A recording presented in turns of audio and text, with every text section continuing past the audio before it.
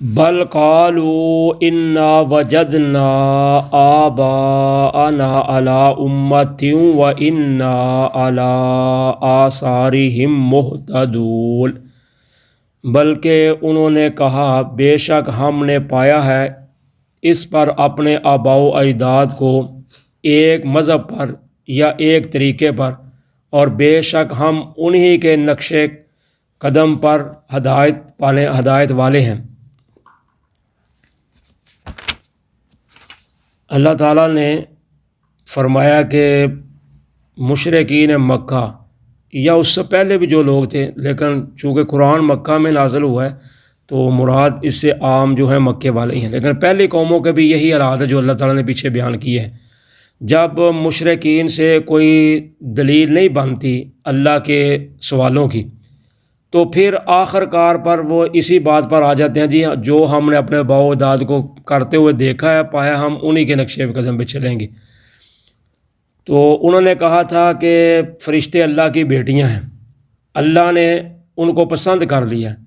تو اللہ تعالیٰ نے اس پر جواب دیا تھا کہ پہلے نمبر پر تو اللہ کی اولاد ہے ہی نہیں، یہ تو ہو ہی نہیں سکتا کہ اللہ اولاد بنائے، کیونکہ اللہ نہ کسی کو اولاد نہ اللہ کی کوئی اولاد ہے۔ تو دوسرے نمبر پر اللہ تعالیٰ نے فرمایا تھا کہ اگر یہی بات ہے تو پھر تم تو بیٹے پسند کرتے ہو تو اللہ تعالیٰ بیٹیاں پسند کرتا ہے، یہ کیسے ہو سکتا ہے؟ تو تیسرے نمبر پر تھا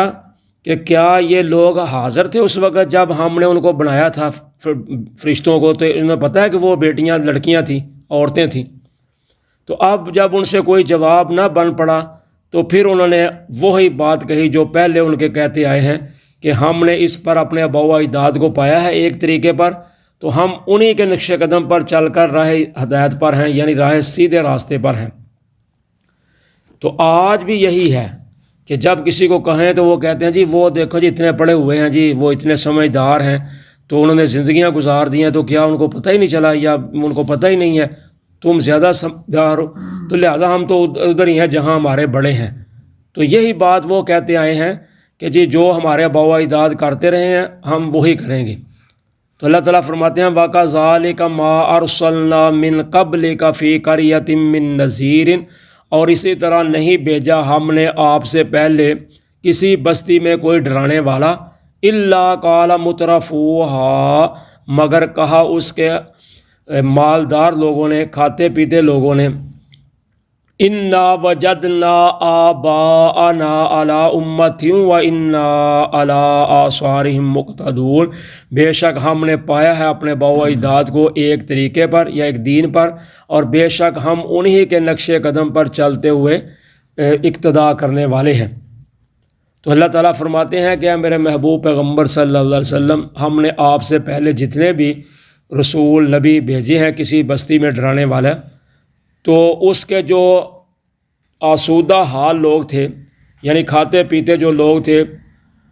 انہوں نے سب سے پہلے مخالفت کی ہے۔ اس کی مین وجہ یہ ہوتی ہے کہ ان کو پتہ ہوتا ہے کہ اگر ہم اس رسول کے پیچھے لگ گئے تو پھر ہماری چودر ختم ہو جائے گی، تو انہوں نے اپنی اجارہ داری بنائی ہوتی ہے،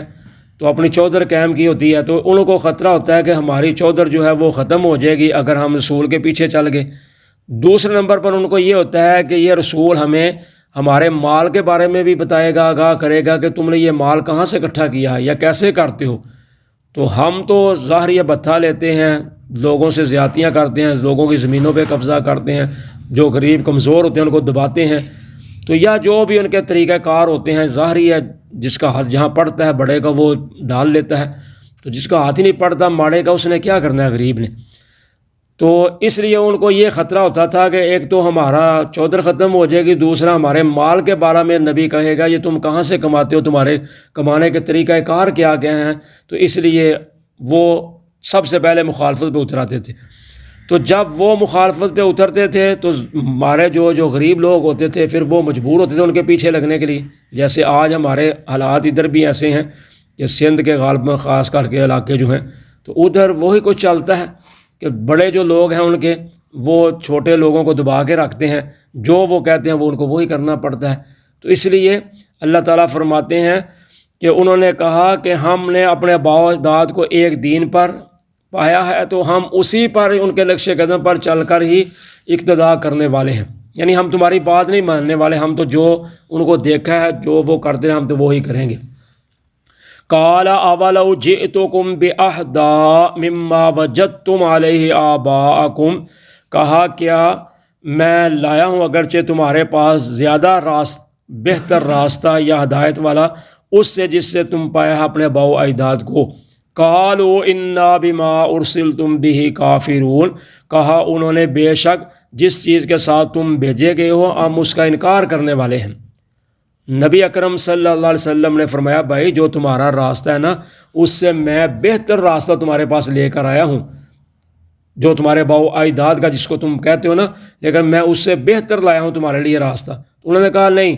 جو بھی تم لائے ہو ہم اس کو ماننے والے ہی نہیں ہیں، ہم نہیں مانتے، جتنا مرضی ہمیں دلیلیں دو، جو مرضی ہمیں کہو، نہیں، ہم نے جو دیکھا ہے، جو سنا ہے، جو کر رہے ہیں ہمارے باؤ اجداد ہم تو وہی کریں گے، ہم نہیں آپ کی بات مانیں گے۔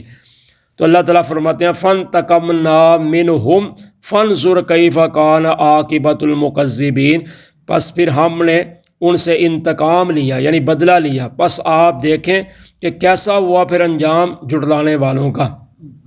تو اللہ تعالیٰ فرماتے ہیں پھر ہم نے ان کو پکڑ لیا، پھر ہم نے بھی ان سے انتقام لیا کہ جب دلائل مکمل ہو گئے، حجت قائم ہو گئی کہ نبی نے آ کر ان کو بتا دیا سب کچھ، لیکن اس کے باوجود انہوں نے ہٹ درمی کی، نہ مانا، تو پھر ہم نے بھی ان سے بدلہ لے لیا۔ تو پھر ہم نے جب بدلہ لیا تو فرمایا پھر دیکھو کہ جھٹلانے والوں کا انجام کیسا ہوا، کہ کسی کو ہم نے شکلیں بدل دیں، کسی کو ہم نے زلزلے میں تباہ کر دیا، کسی کو پانی میں غرق کر دیا، کسی کو اوندا کر کے ان کو ختم کر دیا، کہیں کسی پر پتھروں کی بارش کر دی۔ تو یہ اللہ تعالیٰ فرماتے ہیں کہ پھر ہم نے جھٹلانے والوں کا انجام یہ کیا ہے۔ تو ان مکہ والوں کو بھی اس سے عبرت حاصل کرنی چاہیے کہ یہ نہ سمجھے کہ ہمیں کوئی پوچھنے والا نہیں ہے، پہلے کوئی انجام بھی یہی ہوا ہے تو ان کا بھی ہو سکتا ہے، اس لیے ان کو ایسا نہیں کرنا چاہیے۔ جزاکم اللہ خیرہ۔